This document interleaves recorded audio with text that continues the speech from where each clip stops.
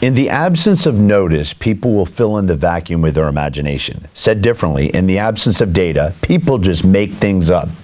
Here's an easy example, and I love to do this. Make up a name of a restaurant and go ask people. Say, have you ever heard of Herman's Restaurant?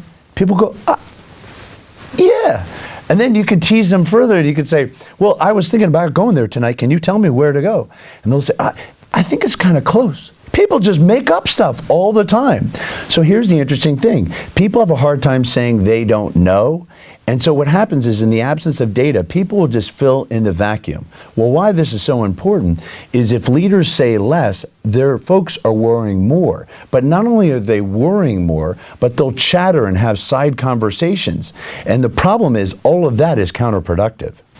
More communication doesn't translate to more effective communication. Just think about this right now. We live in a world, in a society, in which there's more communication than ever before in the history of time. Not only that, but there's actually cheaper forms of communication than ever before in the history of time.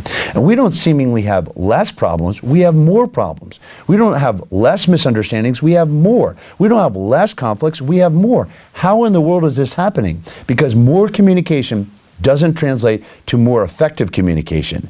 So what are the keys? The key is you have to have certain fundamental strategies that help us deliver more effective communication. And part of it is to say the real truth.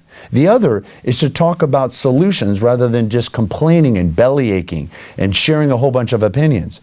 But whatever the case is, the most important thing is to look at the form of communication and ask yourself, is this the most effective? And are we saying the real truth?